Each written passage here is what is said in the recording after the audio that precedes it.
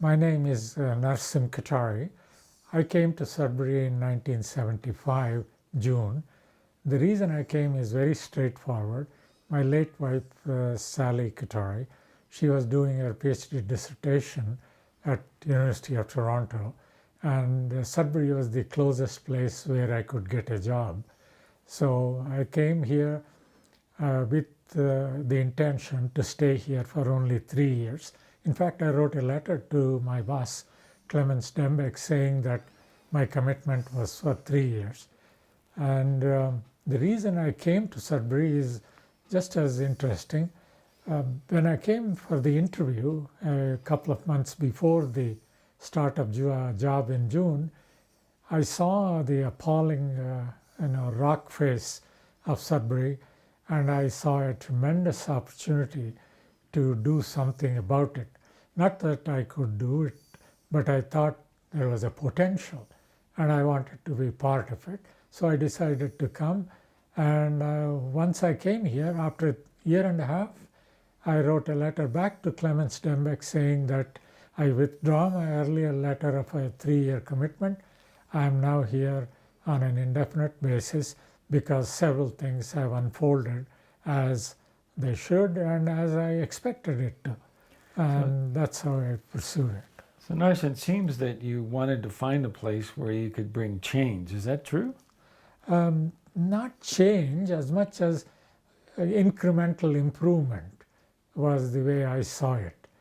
Sorry, could I get you to say it in a way where you're saying that you wanted to bring incremental improvement, not necessarily change to Sudbury? Just because we're not going to hear his question. So what you're talking about, just what you just said, but starting with, I wanted to bring incremental change. Okay. My approach in coming to Sudbury was very straightforward. I saw an opportunity for incremental change or incremental improvement, as I call it, instead of any big change as such. In a liberal democratic society, no one person can change significantly, whereas incremental improvements are possible and available to anybody who puts her or his will to it. What was the first piece of change that was on your desk after you started your job, Narasim? It was an incomplete preparation for development alternatives for... Sorry, could I get you to start it with the first piece of change that I started with here so that we know what you're talking about? Oh, okay. Yeah. My first challenge on the desk when I arrived at the office on June 17th was to complete the document called Development Alternatives for the City of Greater Sudbury. And that required an assessment of the 20 or so satellite settlements and the big city of Sudbury. And that was the first thing I did. And within 4 months, I had the first draft, and people thought I was working very hard late at night. Not at all. It was just that people had not turned their mind to it, and I focused exclusively on it. That's how I got started. What was different about your report? The big difference in the report was I identified 5 different development potentials and laid it out as a scenario that the city could follow if they wanted to follow. Of course, the boss is the city council. So I laid out all 5 instead of just giving them 1 or 2 options. 5 of them did not include what I considered a do-nothing option, because I thought that would be inviting a disaster. So I did not even present it as an alternative, although the question came up at the city council meeting. Not long after you arrived, there was some hard times in Sudbury, and you decided to get involved. Can you say what that was? Well, I'm talking to the man who made it happen. The Development Alternatives report I prepared was about 200 pages long. I have it lying around here. It was too long for him as a journalist and a publisher and an editor and a floor sweeper to do this reading of 200 pages and condense it into an insert I wanted in the weekly newspaper. So I met with Mike Atkins. He called me to say, can you come over and explain to me the development alternatives document in a brief way so that I can prepare the document for insertion into my paper. So that was around 7:30 p.m. I went immediately because I knew the priority. We wanted the insert to be out before December 23rd. So I left him immediately. Within 20 or 25 minutes, I knew we could work together. And I left around 11:35 or thereabouts. And he said, look, I think I've got enough. I'll get it done. He got it done. It was inserted on, I believe, 23rd or 22nd of December 1975, and it went out. And that's how I got started in the whole idea of why I should get involved, because Mike Atkins convinced me during the discussion. It was a long discussion. He said there are a lot of things that need to be addressed here, not just some land use planning. And he outlined several of them. And I listened to it, and I thought there was a convergence of interests in being party and create a partnership with him and mobilize the community to undertake some of those things. Not long after that report, there was a serious strike in Sudbury, and which led to a number of developments that you were a big part of. Can you introducing it as how you got involved and what it meant, Sudbury 2001? The strike happened, the large strike happened in 78. Prior to that, in 76 and 77, there was a publication by the Ministry of Treasury, Economics and Intergovernmental Department in Toronto called Northern Ontario Development Strategy, which was published with much fanfare by the then famous minister Darcy McHugh, who surveyed everything in his view. And he was the deputy minister under Bill Davis, who was the premier. And that report was a monumental disappointment to everybody, including the Chamber of Commerce. And I was commissioned to write a response to it. Once again, this is now, we are into January of 77. And Michael Atkins called me to say, look, write a response to it. Because I had already read it and I had some notes, it took me about 8 or 9 days, working steadily on it to prepare the response, which was then vetted with the committee that the Chamber of Commerce had as a response to the report by the Ministry of Provincial Ministry. They published it. And for some reason, it appeared on the front page of Globe and Mail as a major story. And Darcy McHugh used some expletive, deleted kind of words to describe that response by the city of Sudbury. What was the name of the report? It was called Profile in Failure, and it was published by the Chamber of Commerce. It drew a lot of attention, not only by Globe and Mail, but more importantly with the ministry officials who called me and asked me, who was the author and all that. I said, look, talk to Mike Atkins. I'm a civil servant here. And so they all talked to him, and he gave them a piece of his mind. And then they all realized it was a mistaken document to be released. And that sort of energized me to get involved even more actively. Now we are into 77. Then came the infamous day, and this answers your question more directly. When did the strike come? INCO announced a layoff of 2,200 union employees, plus a small number of managerial persons on October 20th, 1977. And that was a shell shock, not only to me, but all the people in the civic square. We all thought this was just terrible and so on. And one of the reasons that it caused them such a severe shock was in 75 August, I had written a couple of memos. I'm sure it is in the archives. I gave all my papers to the city clerk when I left the city. I had written 2 memos, I remember, maybe there might have been a third one, where I had predicted mining employment would be less than 50% in 10 years or 15 years' time. And I was called on the carpet by the mayor of the city of Sudbury, Joe Fabro at the time, and was told not to say such things because such things are falsehoods and so on.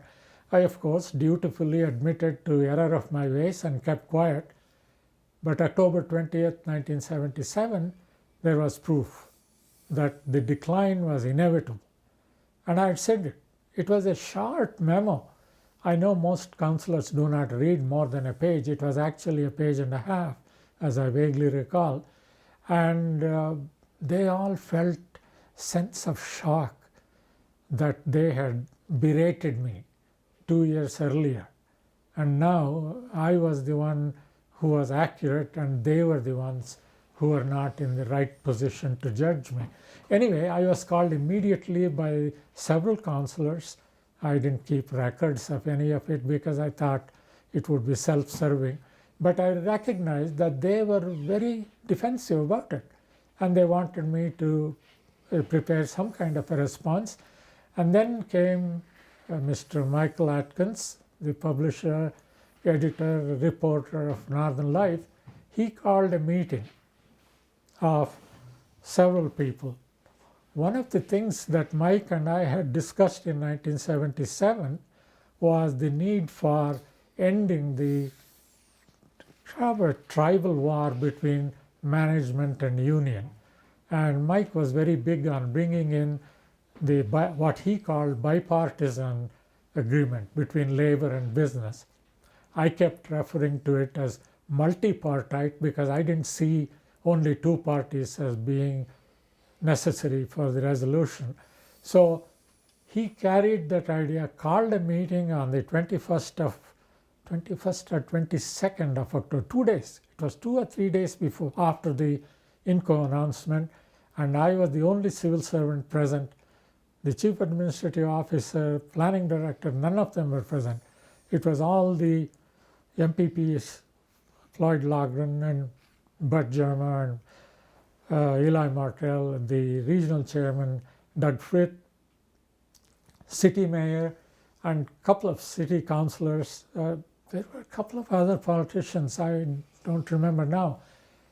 And the only issue at the meeting, it was chaired, although Mike Atkins was not the right person to chair the meeting. He chaired it, and he defined the problem as very of an existential nature. He did not use the word, as I recall now, it's been so long ago.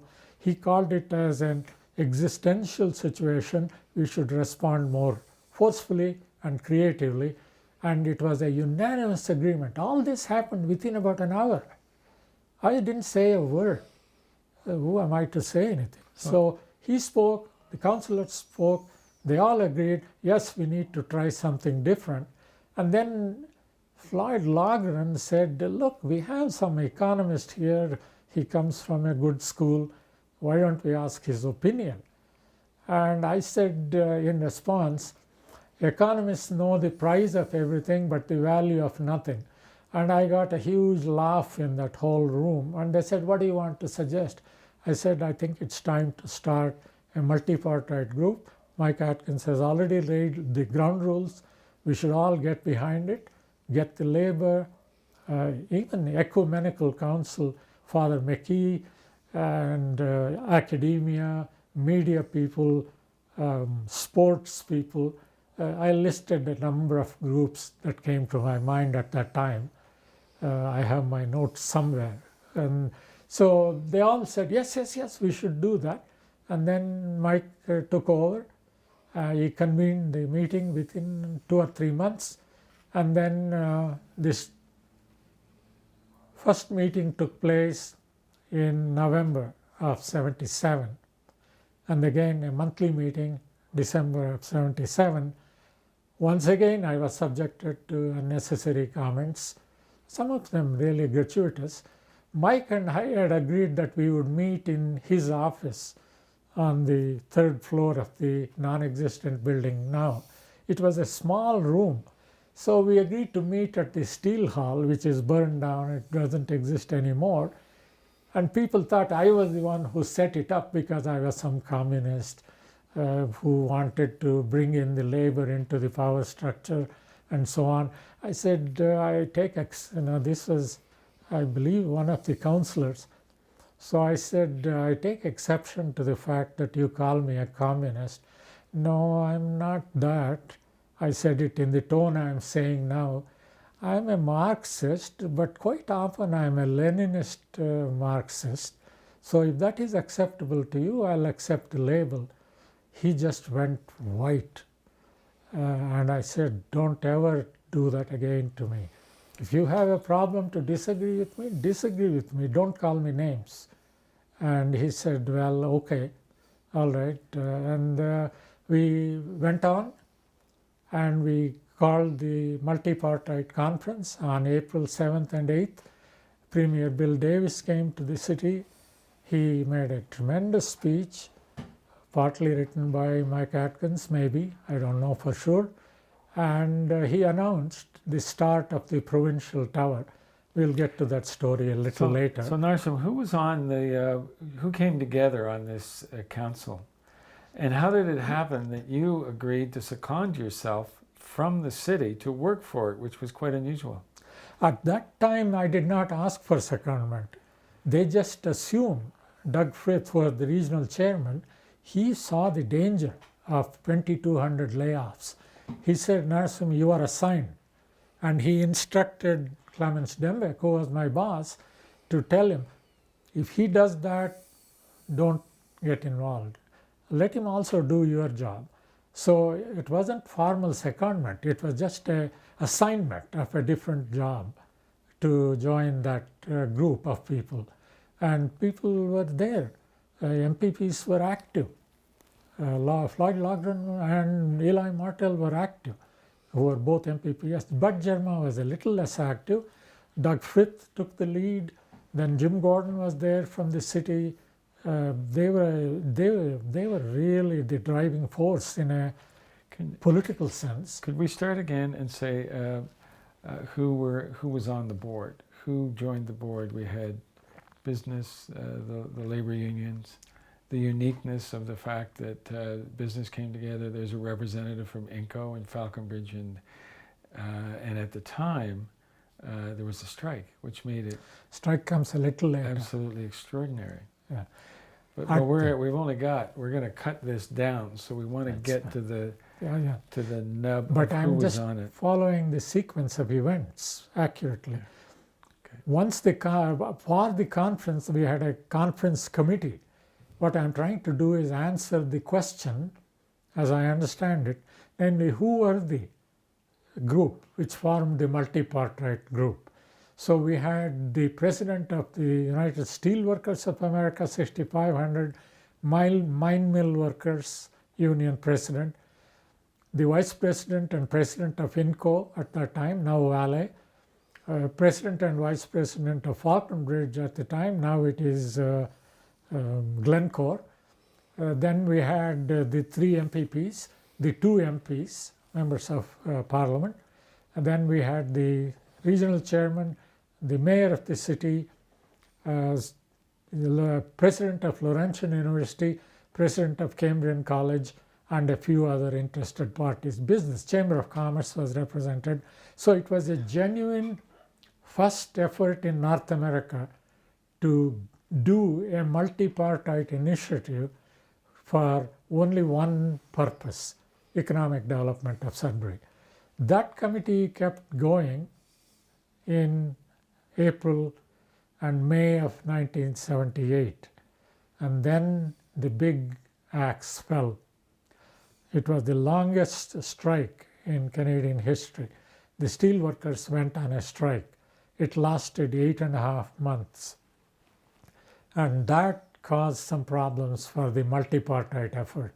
Here was a recently formed group, and suddenly the old cleavages became evident. The union people wanted Sudbury 2001 committee, which was then called the Executive Council, to take a position on the strike. And Mike and I were 100% opposed to this 2001 group. We called ourselves Sudbury 2001. We'll get to why we called that group 2001.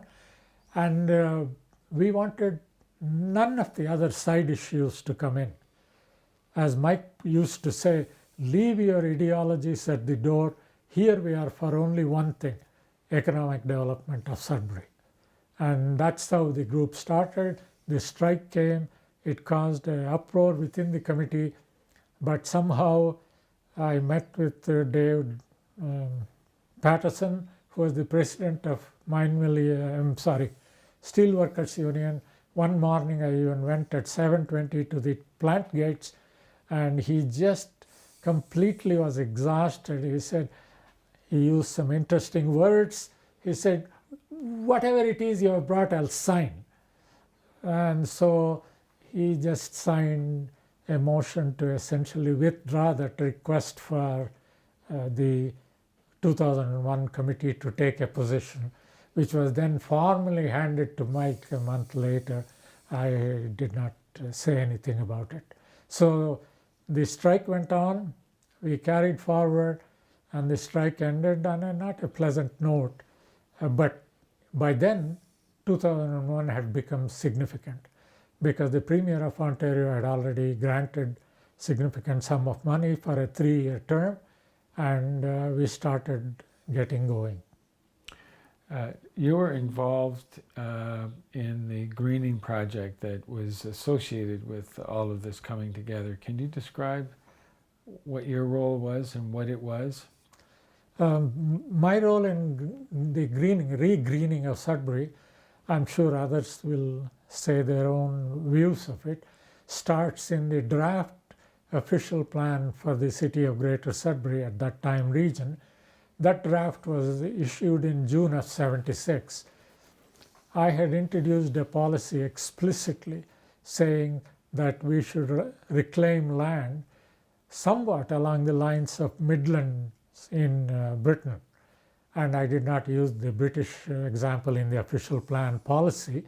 Bill Lautenbach, who was working with me at the time as the senior planner, he and I wrote that policy. It was issued in the draft. Everybody was for it, but they didn't know how to do it. So that policy became formally accepted in the final draft that went to the ministry in '78. In the meanwhile, Bill Lautenbach and I got together and said, look, Bill, let's do a full-scale proposal, and I'll leave it to me to get the money.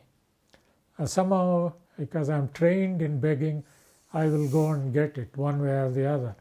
So he prepared the proposal. At that time, we had a few experimental plots done at Laurentian University and at INCO. They had done plots the size of this table, and they had limed it, seeded it, planted some shrubs, and it had taken. So we had a pilot project ready. Bill Lautenbach converted it into a full-scale proposal, which is a landmark document. Then I took my begging bowl and first went to the Unemployment Insurance Corporation office here in Sudbury.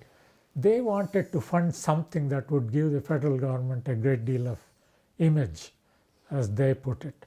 I think the man in charge was Phil Hobbs, and there was another woman, young woman, who was also sort of partner with him. I'm sorry, I've forgotten her name. I should remember that. Both of them were very receptive to the idea. They said, how much do you want? I said, look, seed money. Give us 82,000, 85,000. What will you do with it? Then I'll go to the province and get a matching grant. After I get the money from the province, then I'll go to the city and say, you have to be ashamed if you don't fund the matching grant.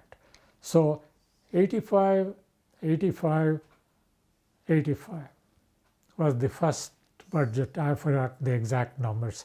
It may vary a little bit. Approximately it's in that ballpark. So that became our first funding proposal and first funding secured. And as soon as that happened, I pulled back. One of the tricks that I learned in Berkeley, California, if you are going to be an advocate, you have to be off-center and stay in the rear. And that was easy for me because by then I had already acquired a nice stand, and with my nice stand I thought it was best if I was in the back rather than in the front. Bill Lautenbach took the front benches, and we went and raised the money. We got the people to work, and one of the most fascinating story, if you are interested in drama, this is it. I wish that house was here. It is 532 Kingsway.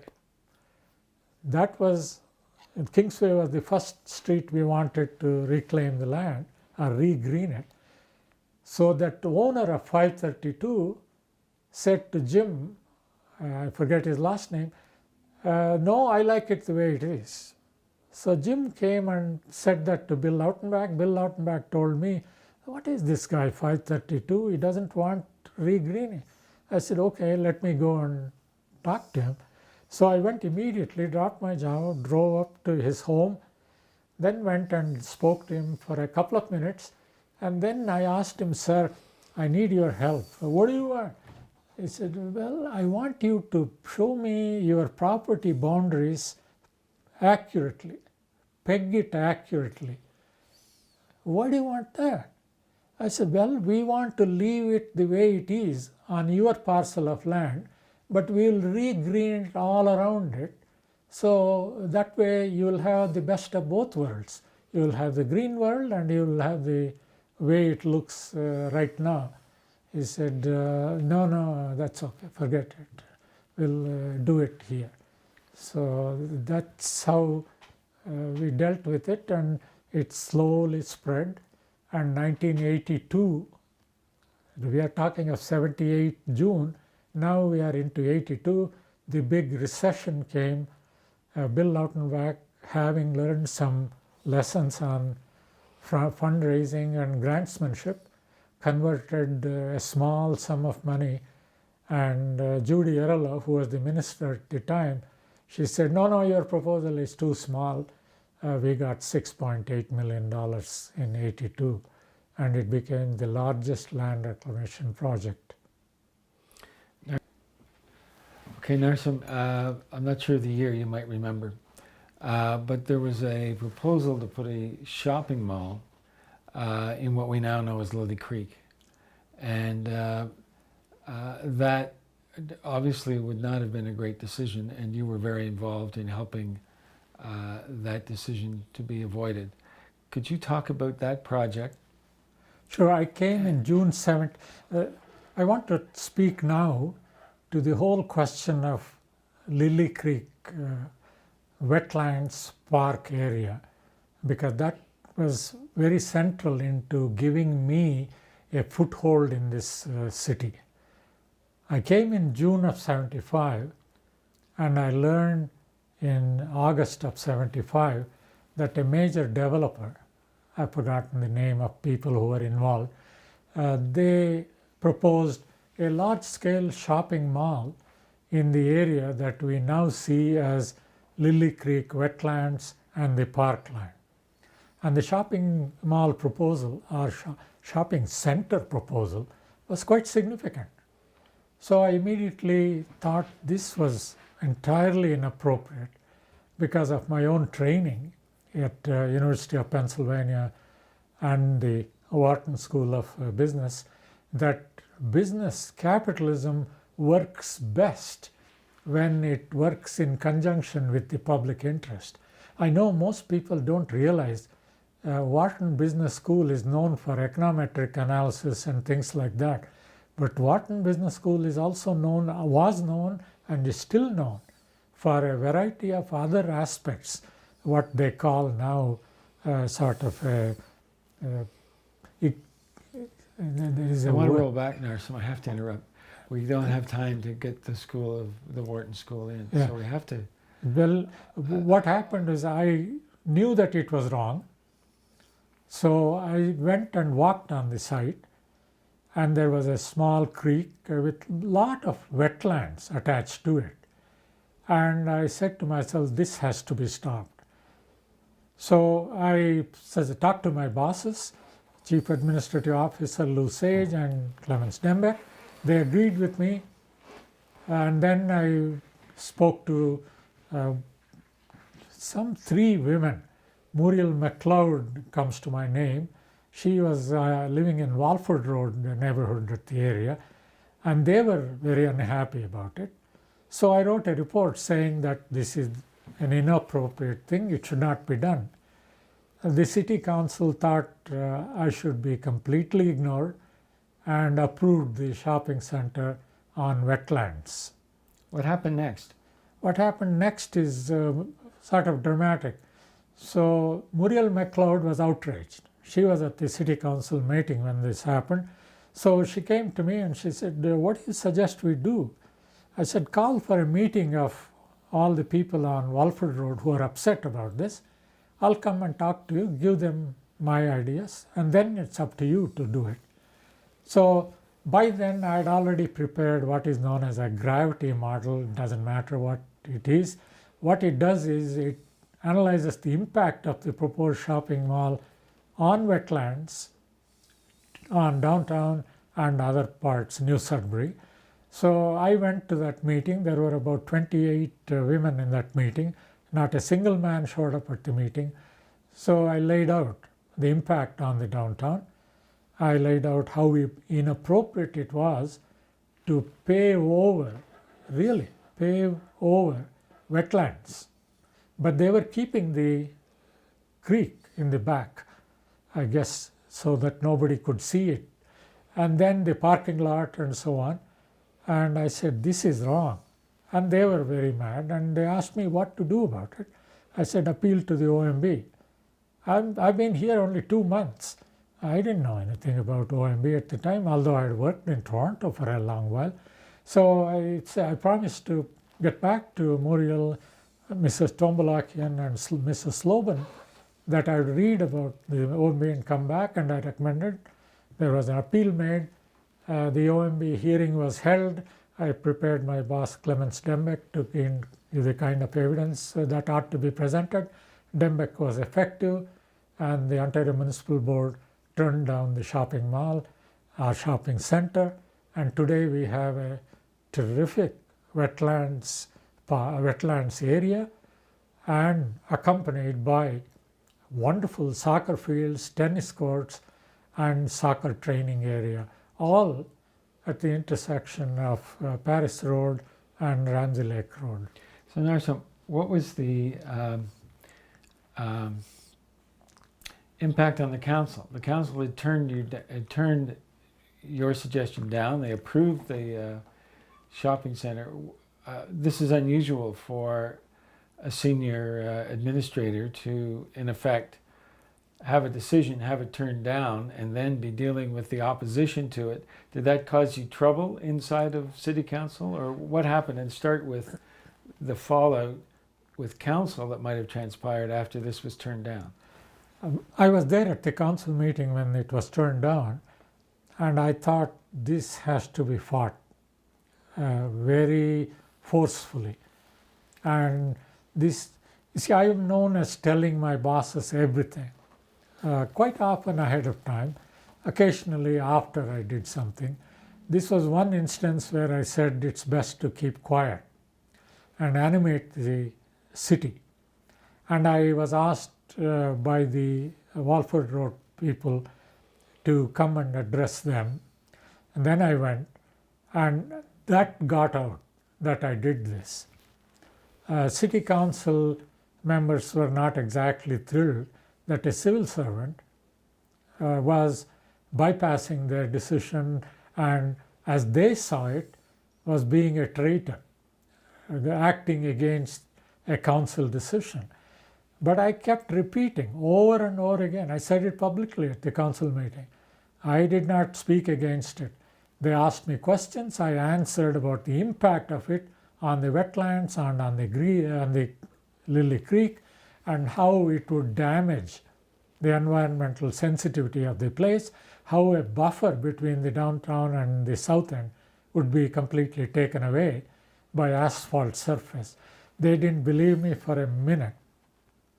I was called a couple of times by councillors to their offices.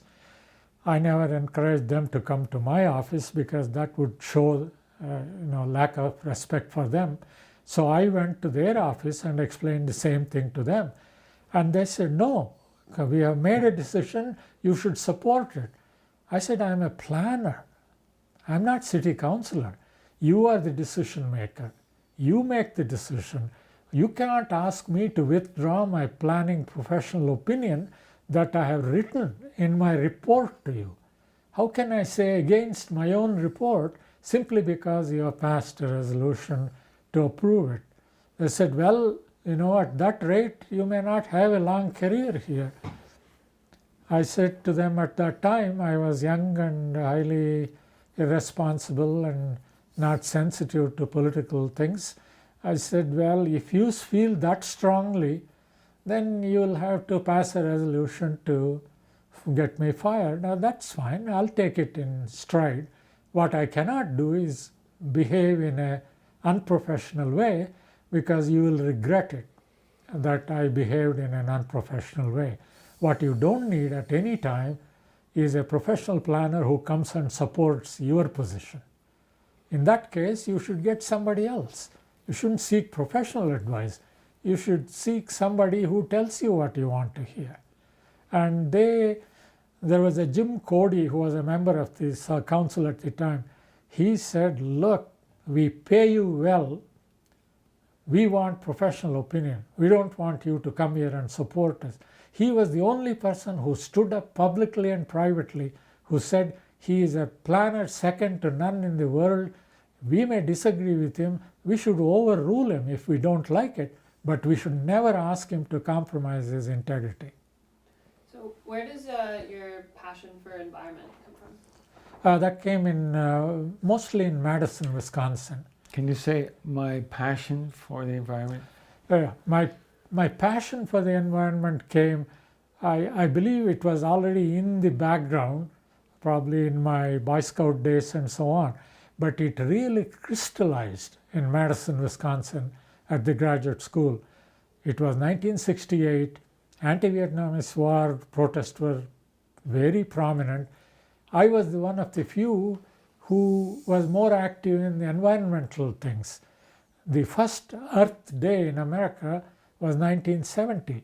I was actively involved in that. It was a street party. We did that April 22nd, April 20th, 1970, because I had wonderful professors. John Lewis was one of the prominent environmental professors at Madison, Wisconsin. He took some interest in me, just like Robert Mitchell took some extraordinary interest in me at University of Pennsylvania. John Lewis called me into his office. I went and pestered him on many number of things, including tiger population in India and things like that. He kept saying, no, focus your mind.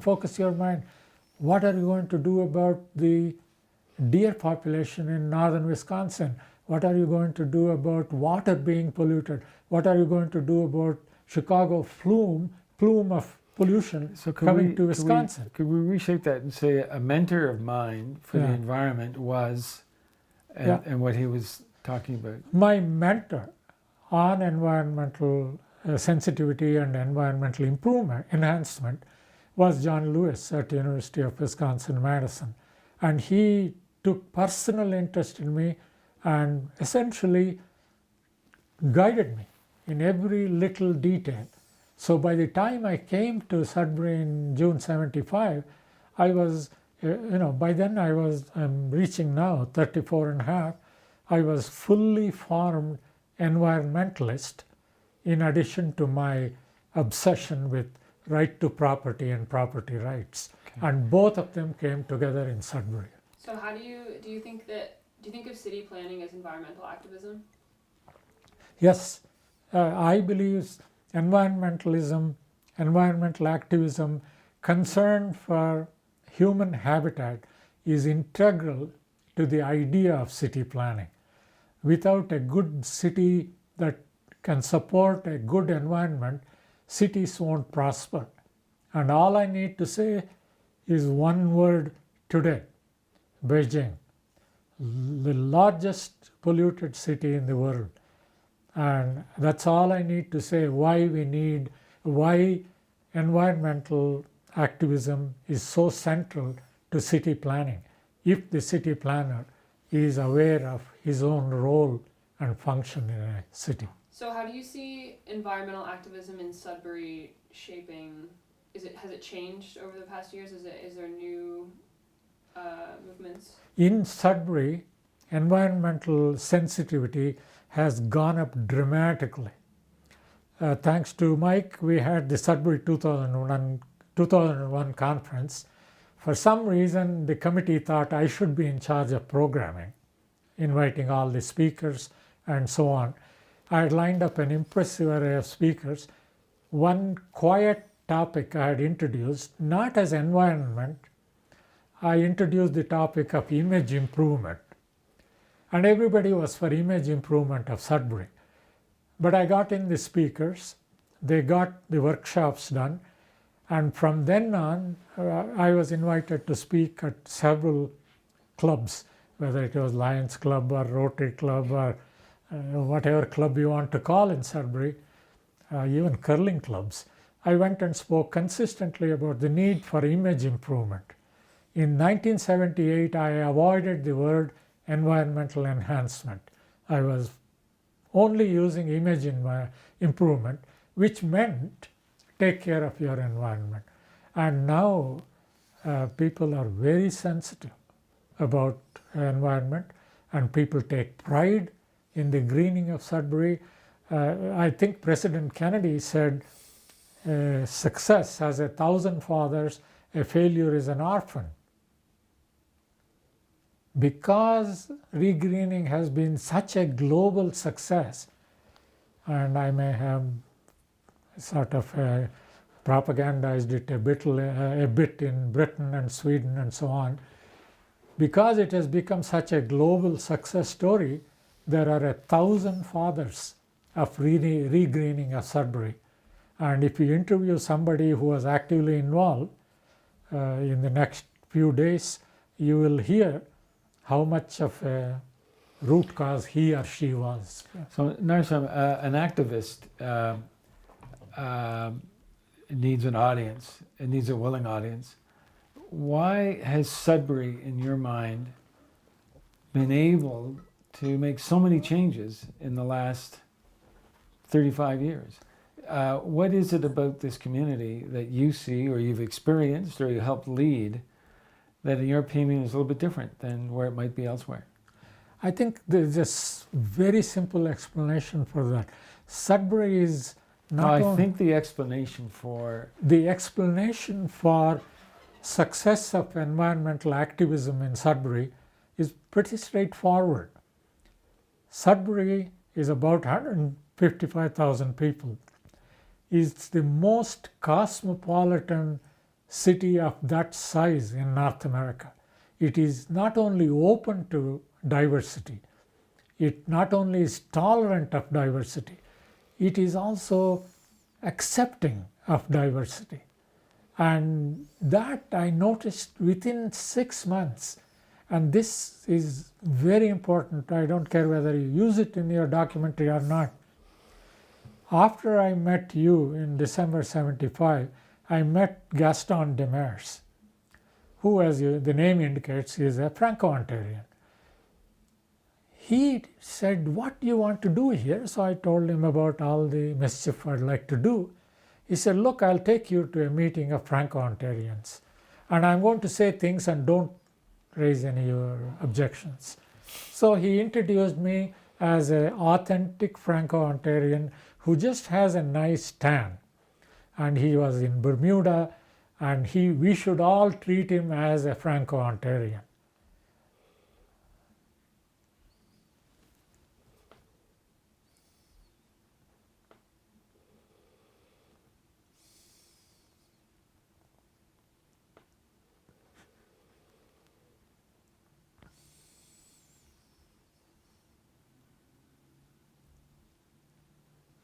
Gaston. That was an extraordinary experience for me. And if put it in the affirmative, if you see some kernels in this idea, the labor history of Sudbury brought together much left-wing ideology, discussion, fights, battles over 50 years, fighting for rights, fighting for health, fighting for income, fighting for pensions. And it breeded, something of a reaction, a right-wing reaction. But do you think some of that history has allowed someone like you to be an activist in the strangest of places, the head of long-range planning, becomes an activist meeting in secret meetings on Walford Road, or talking to councillors, or bringing ideas, or talking about taxation data centers that could be snuck away? Various projects that you were involved with that would not necessarily, the advocacy side, which is, normally you're doing policy and providing statistics, but the advocacy was unusual. So could you explain why you think your advocacy, which is unusual and sometimes against council direct decisions, took root in this community? The advocacy of mine, however modest it was at the time and even now, took root because the city leaders were generally very open for something to do about their problems. And they saw me as something of an oddball who may have some half-decent ideas. And one good example that comes to me is Robert Bennett, who was the head of Canadian Tire. So I went to him even before I met you, Mike, and told him, look, we have got to stop this tribal warfare, company versus union and community and so on. He said, nobody talks like this. Where are you from? I said, well, I'm from, a refugee from Cabbagetown in Toronto. So, I want to be of some assistance to you. He said, fully support you. Next time you want me to talk to the mayor or the regional chairman, give me a call. I will call them soon after and tell them why they should get behind your idea. People like Robert Bennett were most helpful, in addition to Gaston Demers. So gradually... I'm going to interrupt, but I'm going to ask you to describe, and this is an important element of what you did, is that you had an idea, you wanted to push it over the finish line, and so you found allies. So that's part of who you found in the community.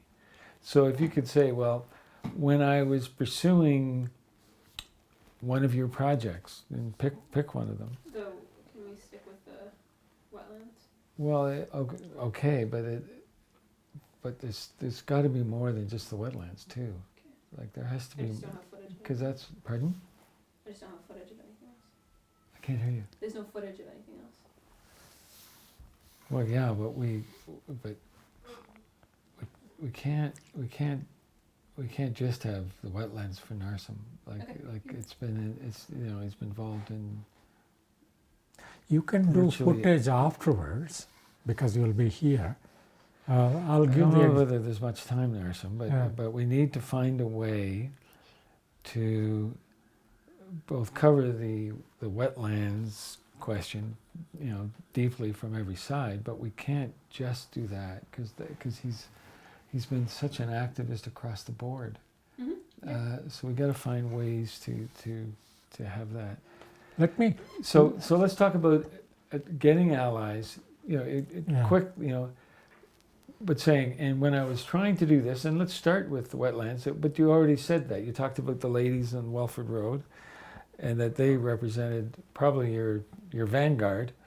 But in the more general question, and when I was trying to move something forward, and then you talk about who some of your allies were, and you'd get them to call councillor members, and that's what brought success. The way I advocated was to go to people who would take up an idea and run with it. And they would all, if they agreed with me, they took ownership of it. So I never took ownership of any of those things. And for that, they were very thankful. And at one time, somebody said to me that there are about 40 people in the city walking around with your ideas in their pocket. And that's how I function.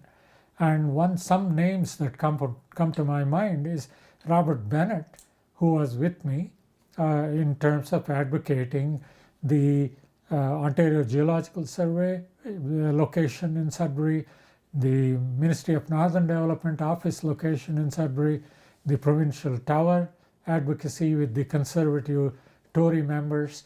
I couldn't go to them, whereas Bob Bennett could. He went and advocated why we should have Provincial Tower here. Similarly, Charlie Forsyth, who was with the United Church at the time, he was with me very strongly on several projects. The most important being one on which he was with me wholeheartedly and forcefully advocated was the Ministry of Northern Development and Mines, why it should be here and not in Timmins or someplace else. Narasim, what is the most satisfying project or adventure that you've had in this city in the last 40 years? There are several of them, but the most exciting project, one of the most. Stop it. No, you got to keep going. This one I cannot answer truthfully. Okay. You see, the taxation data center is the most satisfying. Then the second most. Okay. The most satisfying. Some of the most satisfying projects over the years have been. Yeah. Some of the most satisfying projects that I was able to be part of are the following. The Provincial Tower, the Ontario Geological Survey in Sudbury, the location of Ministry of Northern Development and Mines, Ontario Cancer Research Centre, and probably in a very minor way, the Taxation Data Center, Junction Creek, Urban Waterway Park, and things like that. There were several things I did, thanks to the support by my bosses, Clemens Dembeck and Lou Sage. And in each instance, I was not the front person. Somebody else was. And my role as an advocate was to plant the idea, let them carry the ball, support them with data, analysis, and any backup meetings, private meetings, and all of that.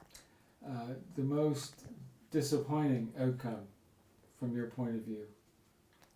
The most disappointing outcome in Sudbury for me was the complete kind of a disregard for the importance of downtown Sudbury.